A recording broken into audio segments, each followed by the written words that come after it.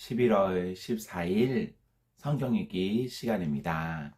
우리 오늘은 사도행전 9장에서 10장, 사도행전 9장에서 10장에 있는 말씀을 읽겠습니다. 9장. 사울은 여전히 주님의 제자들을 위협하면서 살길을 띠고 있었다. 그는 대제사장에게 가서 다마스쿠스에 있는 여러 회당으로 보내는 편지를 써달라고 하였다. 그는 그 도를 믿는 사람은 남자나 여자나 가리지 않고 닥치는 대로 묶어서 예루살렘으로 끌고 오려는 것이었다. 사울이 길에 가다가 다마스쿠스 가까이에 이르렀을 때에 갑자기 하늘에서 환한 빛이 그를 둘러 비추었다. 그는 땅에 엎어졌다. 그리고 그는 사울아 사울아 내가 왜 나를 핍박하느냐 하는 음성을 들었다. 그래서 그가 주님 누구십니까 하고 물으니 나는 내가 핍박하는 예수다. 일어나서 성 안으로 들어가거라. 내가 해야 할 일을 일러줄 사람이 있을 것이다. 하는 음성이 들려왔다. 그와 동행하는 사람들은 소리는 들었으나 아무도 보이지는 않으므로 말이 못하고 멍하게 서 있었다. 사울은 땅에서 일어나서 눈을 떴으나 아무것도 볼 수가 없었다. 그래서 사람들은 그의 손을 끌고 다마스쿠스로 데리고 갔다. 그는 사흘 동안 앞을 보지 못하는 상태에서 먹지도 않고 마시지도 않았다. 그런데 다마스쿠스에는 아나니아라는 제자가 있었다. 주님께서 환상 가운데서 아나니아야 하고 부르시니 아나니아가 주님 여기 있습니다 하고 대답하였다. 주님께서 아나니아에게 말씀하셨다. 일어나서 곧은 길이라고 부르는 거리로 가서 유다의 집에서 사흘이라는 다소 사람을 찾아라. 그는 지금 기도하고 있다. 그는 환상 속에 아나니아라는 사람이 들어와서 자기에게 손을 얹어 시력을 회복시켜 주는 것을 보았다. 아나니아가 대답하였다. 주님, 그가 예루살렘에서 주님의 성도들에게 얼마나 해를 끼쳤는지를 나는 많은 사람에게서 들었습니다. 그리고 그는 주님의 이름을 부르는 사람들을 잡아갈 권한을 대제사장들에게서 받아가지고 여기에 와 있습니다. 주님께서 그에게 말씀하셨다. 가거라. 그는 내 이름을 이방 사람들과 임금들과 이스라엘 자성들 앞에 가지고 갈 내가 택한 내 그릇이다. 그가 내 이름을 위하여 얼마나 많은 고난을 받아야 할지를 내가 그에게 보여주려고 한다. 그래서 아나니아가 떠나서 그 집에 들어가 사울에게 손을 얹고 형제 사울이여 그대가 오는 도중에 그대에게 나타나신 주 예수께서 나를 보내셨소. 그것은 그대가 시력을 회복하고 성령으로 충만하게 되도록 하시려는 것이요 하고 말하였다. 곧 사울의 눈에서 비늘 같은 것이 떨어져 나가고 그는 시력을 회복하였다. 그리고 그는 일어나서 세례를 받고 음식을 먹고 힘을 얻었다. 사울은 며칠 동안 다마스쿠스에 있는 제자들과 함께 지냈다. 그런 다음에 그는 곧 여러 회당에서 예수가 하나님의 아들이심을 선포하였다. 그 말을 듣는 사람들은 다 놀라서 말하였다. 이 사람은 예루살렘에서 예수의 이름을 부르는 이들을 마구 죽이던 바로 그 사람이 아닌가. 그가 여기 온 것도 그들을 잡아서 대제사장들에게로 끌고 가려는 것이 아닌가. 그러나 사울은 더욱더 능력을 얻어서 예수가 그리스도이심을 증명하면서 다마스쿠스에 사는 유대 사람들을 당황하게 하였다. 여러 날이 지나서 유대 사람들이 사울을 죽이기로 모의하였는데 그들의 음모가 사울에게 알려졌다. 그들은 사울을 죽이려고 밤낮으로 모든 성문을 지키고 있었다.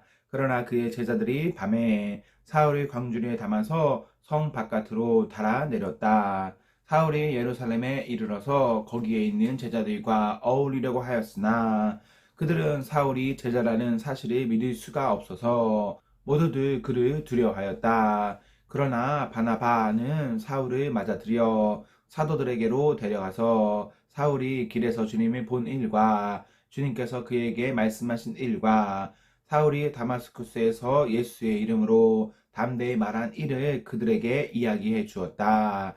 그래서 사울은 제자들과 함께 지내면서 예루살렘을 자유로 드나들며 주님의 이름으로 담대하게 말하고 그리스말을 하는 유대 사람들과 말을 하고 토론을 하기도 하였다. 그러나 유대 사람들은 사울을 죽이려고 꾀하였다. 신도들이 이 일을 알고 사울을 가이사랴로 데리고 내려가서 다소로 보냈다. 그러는 동안에 교회는 유대와 갈릴리와 사마리아 온 지역에 걸쳐서 평화를 누리면서 튼튼히 서갔고, 주님을 두려워하는 마음과 성령의 위로로 정진해서 그 수가 점점 늘어갔다. 베드로는 사방을 두루 다니다가 루따에 내려가서 거기에 사는 성도들도 방문하였다. 거기서 그는 8년 동안이나 중풍병으로 자리에 누워있는 애니야라는 사람을 만났다. 베드로가 그에게 애니야여, 예수 그리스도께서 그대를 고쳐주십니다. 일어나서 자리를 정돈하시오 하고 말하니 그는 곧 일어났다. 루따와 샤론에 사는 모든 사람이 그를 보고 주님께로 돌아왔다. 그런데 요바에 다비다라는 여제자가 있었다. 그 이름은 그리스말로 번역하면 도르가인데, 이 여자는 착한 일과 구제 사업을 많이 하는 사람이었다. 그 무렵에 이 여자가 병이 들어서 죽었다. 그래서 사람들이 그의 시신을 씻겨서 다락방에 두었다. 루따는 욥바에서 가까운 곳이다. 제자들이 베드로가 루따에 있다는 말을 듣고 두 사람을 그에게로 보내서 지체 말고 와달라고 간청하였다. 그래서 베드로는 일어나서 심부름꾼과 함께 갔다. 베드로가 그곳에 이르니 사람들이 그를 다락방으로 데리고 올라갔다. 과부들이 모두 베드로 곁에 서서 울며 도르가가 그들과 함께 지낼 때에 만들어준 속옷과 겉옷을 다 내보여 주었다. 베드로는 모든 사람을 바깥으로 내보내고 나서 무릎을 꿇고 기도를 하였다. 그리고 시신 쪽으로 몸을 돌려서 다비다여 일어나시오 하고 말하였다. 그 여자는 눈을 떠서 베드로를 보고 일어나서 앉았다. 베드로가 손을 내밀어서 그 여자를 일으켜 세웠다. 그리고 성도들과 과부들을 불러서 그 여자가 살아있음을 보여주었다. 그 일이 온 요바에 알려지니 많은 사람이 주님을 믿게 되었다. 그리고 베드로는 여러 날 동안 요바에서 시몬이라는 무두장이의 집에서 묵었다. 10장. 가이사라에 고넬료라는 사람이 있었는데 그는 이탈리아 부대라는 로마 군대의 백부장이었다.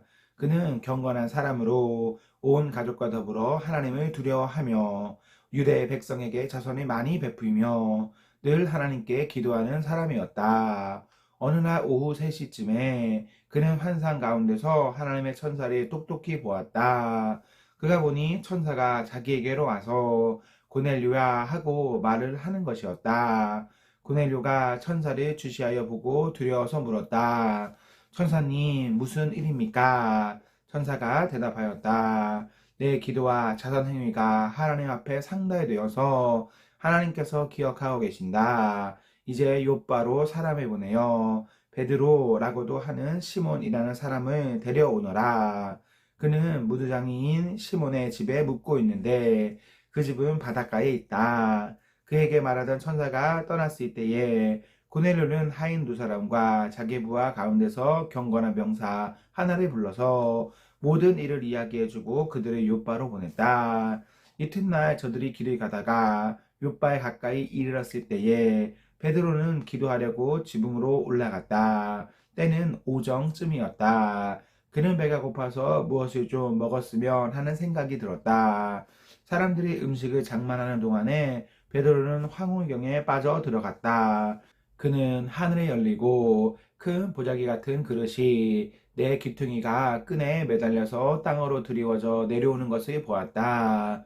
그 안에는 온갖 네 발 짐승들과 땅에 기어다니는 것들과 공중의 새들이 골고루 들어 있었다. 그때에 베드로야 일어나서 잡아먹어라 하는 음성이 들려왔다. 베드로가 대답하였다. 주님, 절대로 그럴 수 없습니다. 나는 속되고 부정한 것은 한 번도 먹은 일이 없습니다. 그랬더니 두 번째로 음성이 다시 들려왔다. 하나님께서 깨끗하게 하신 것을 속되다고 하지 말아라. 이런 일이 3번 있은 뒤에 그 그릇은 갑자기 하늘로 들려서 올라갔다. 베드로가 자기가 본 환상이 대체 무슨 뜻일까 하면서 속으로 어리둥절하고 있는데 마침 고넬료가 보낸 사람들이 시몬의 집을 찾아서 문 앞에 다가섰다. 그들은 큰 소리로 베드로라는 시몬이 여기에 묵고 있는지를 묻고 있었다. 베드로가 그 환상을 곰곰이 생각하고 있는데 성령께서 말씀하셨다.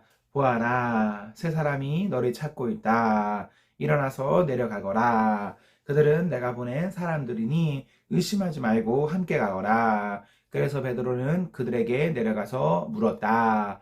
보시오, 내가 당신들이 찾고 있는 사람이요. 무슨 일로 오셨소? 그들은 베드로에게 대답하였다. 고넬료라는 백부장이 보내서 왔습니다.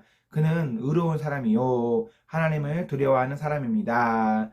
그는 온 유대 백성에게 존경을 받고 있습니다. 그는 사람을 보내어 당신의 집으로 모셔다가 말씀을 들으라는 지시를 거룩한 천사에게서 받았습니다. 베드로는 그들을 불러서 묻게 하였다. 이튿날 베드로는 일어나서 그들과 함께 떠났는데 요바에 있는 신도 몇 사람도 그와 함께 갔다. 그 다음날 베드로는 가이사라에 들어갔다. 고넬료는 자기 친척들과 가까운 친구들을 불러놓고 그들을 기다리고 있다가 베드로가 들어오니 마중 나와서 그의 발 앞에 엎드려서 절을 하였다. 그러자 베드로는 일어나십시오. 나도 역시 사람입니다 하고 말하면서 그를 일으켜 세웠다. 그리고 베드로는 고넬료와 말하면서 집 안으로 들어가서 많은 사람이 모여 있는 것을 보고 그들에게 말하였다. 유대 사람으로서 이방 사람과 사귀거나 가까이 하는 일이 불법이라는 것은 여러분도 아십니다. 그런데 하나님께서는 나에게 사람을 속되다거나 부정하다거나 하지 말라고 지시하셨습니다. 그래서 여러분이 나를 부르러 사람을 보냈을 때에 반대하지 않고 왔습니다. 그런데 묻고 싶은 것이 있습니다. 무슨 일로 나를 오라고 하셨습니까? 고넬료가 대답하였다. 나이 전 이맘때쯤에 내가 집에서 오후 3시에 드리는 기도를 하고 있었습니다.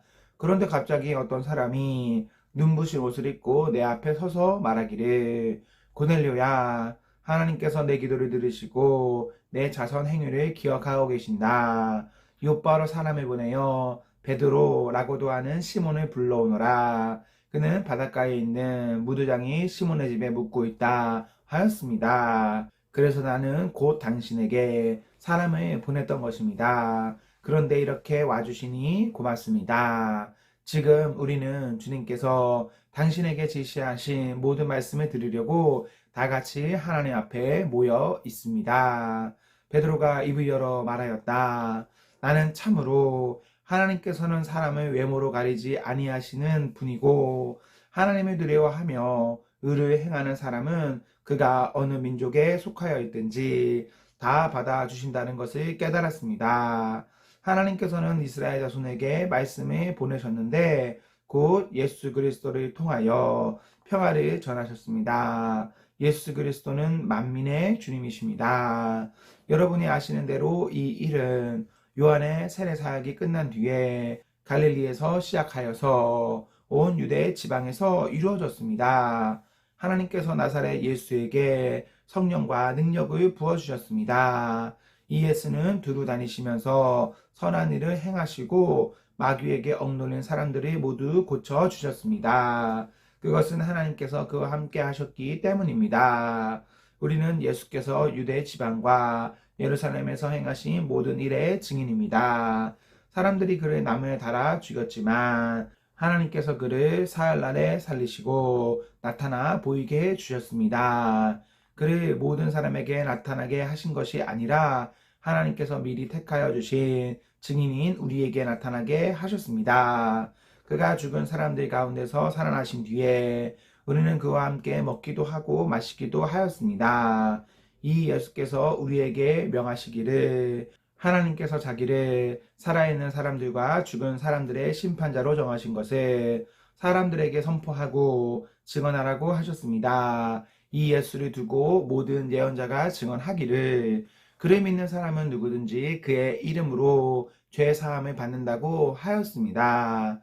베드로가 이런 말을 하고 있을 때에 그 말을 듣는 모든 사람에게 성령이 내리셨다. 할례를 받은 사람들 가운데서 믿게 된 사람으로서 베드로와 함께 온 사람들은 이방 사람들에게도 성령을 선물로 부어주신 사실에 놀랐다. 그들은 이방 사람들이 방언으로 말하는 것과 하나님을 높이 찬양하는 것을 들었기 때문이다. 그때 베드로가 말하였다. 이 사람들도 우리와 마찬가지로 성령을 받았으니 이들에게 물로 세례를 주는 일을 누가 막을 수 있겠습니까? 그런 다음에 그는 그들에게 명해서 예수 그리스도의 이름으로 세례를 받게 하였다. 그들은 베드로에게 며칠 더 머물기를 청하였다. 아멘, 아멘. 네, 우리 오늘 말씀을 모두 읽었습니다. 우리 오늘 하루도 하나님과 사랑 앞에서 행복하십시오. 성령 충만하십시오. 안녕.